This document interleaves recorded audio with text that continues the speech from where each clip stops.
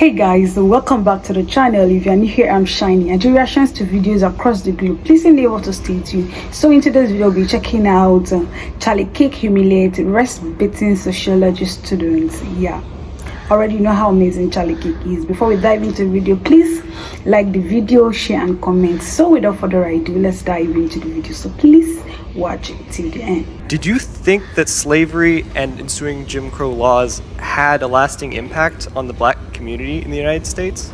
Some, and that's a good question. So if you correlate all the impact of Jim Crow and slavery, I would say that you could generously say 26% single motherhood in the black community in the 1960s.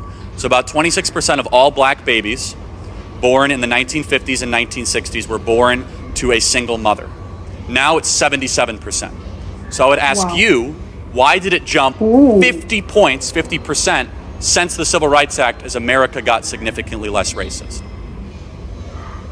So that's fine. I don't know why it jumped. Who cares? But it wasn't slavery or Jim Crow. It was something else. So the only lasting impact that slavery had on Charlie the US just said was those that people that were born like less, 1960, black families had 1970. fathers. No, not necessarily. But have you ever known anyone that's owned a slave? No, but I know a few presidents who did. You know them personally? So you know anyone that was ever a slave? Well, no, because The man is confused. Oh my god, Charlie can't twist your memory. So, okay, I don't know anyone who was a slave. So it had no impact? No, it had some impact. The question is, did it have an impact that is measurable and significant enough now in 2021, where we saw a key metric that influenced the livelihood of the black community, like single motherhood rate, that as America got less racist, all of a sudden now 77% of black babies are born without a father, where before it was 26%. And I suppose the question is this, because this is the question about systemic racism, right? What law that is in practice today actively discriminates against black people? So here's what I would say to that. The idea of capitalism and America, like you said, is it doesn't matter who you are, show me what you got, is fresh start. So what would happen if you had like 150 years in a country for your family to build wealth, to own a house, to have a job, to get college education for your kids, to build generational wealth? And then you took another family who didn't have the opportunity to do any of that for 150 years and then set them off on the same even starting point. Is that really an even starting point? And would that not result in some kind of systemic disadvantage for those people? The black middle class was the fastest growing demographic in the 1940s and 1950s until the Great Society Act and that intervention. It's very tempting to do what you're doing. And I'm not faulting you for it, because you've probably been propagandized to believe it. And that's okay, because I think you're actually a victim in this case, because you've been misled to want to believe that things you never lived under, never understood, and that I think you are partially seeing had a disproportionate impact in the world that you're living in today. So for example, if that were to be true, then first generation immigrants would not be able to quickly be able to make good choices and move up the ladder in this country, which I think we have some first generation immigrants here tonight.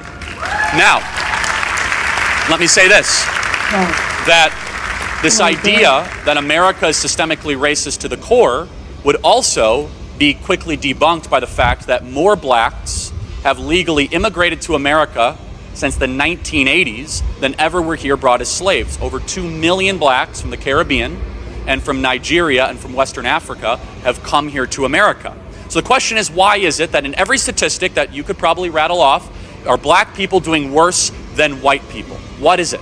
Well, I would point to the fact that fathers are not in the home, because it was 26% of black females in the 1960s were single mothers, now it's 77%. If you look at the Brookings Institution, a liberal think tank, there are 3 things you need to do to stay out of poverty in America. Number 1, graduate high school. Well, because of public sector unions and the dominance of our government schools, that's harder than ever in far too many communities.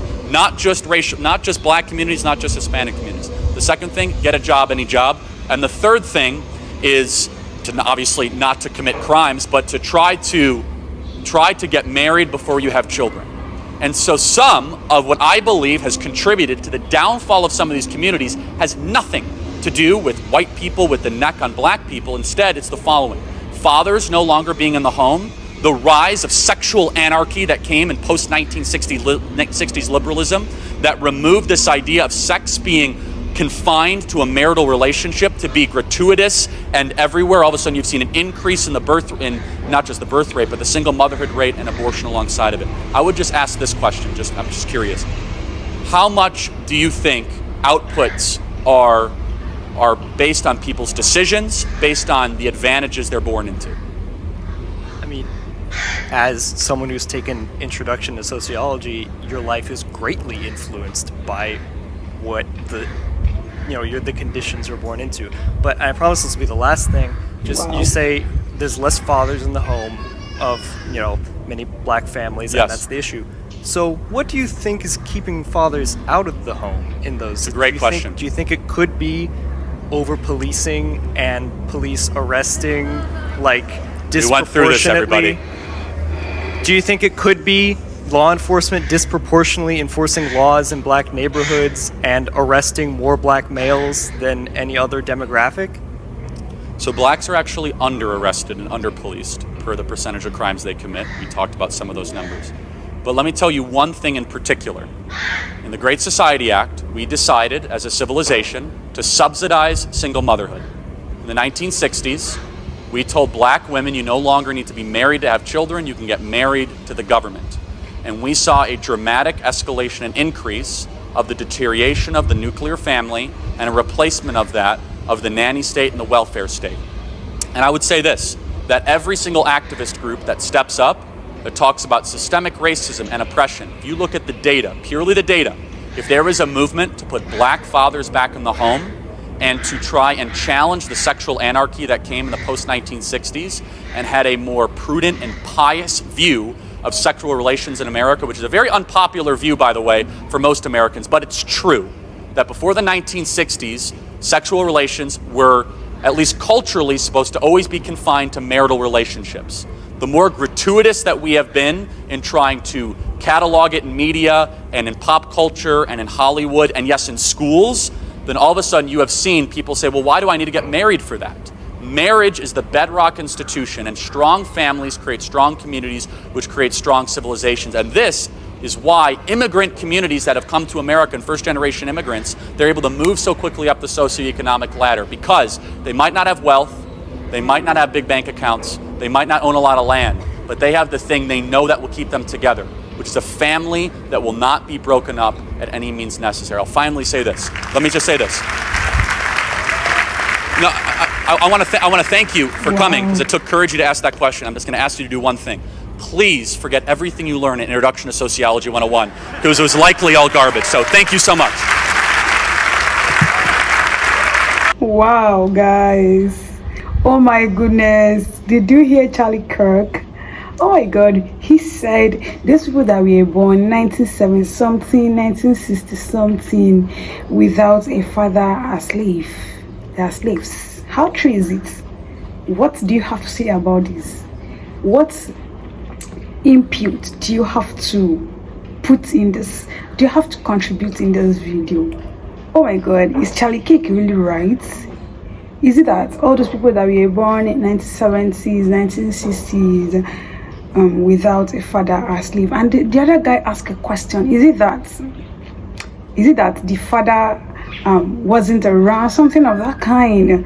And the answer Charlie Kirk gave, I don't think I'm comfortable with it. So I really need an opinion from you. Thank you so much for doing it. Thank you so much for watching. Thank you for staying behind. Please endeavor to subscribe, like the video, share and comment. Your opinion is highly recommended. See you all in my next video. I love you all. Bye.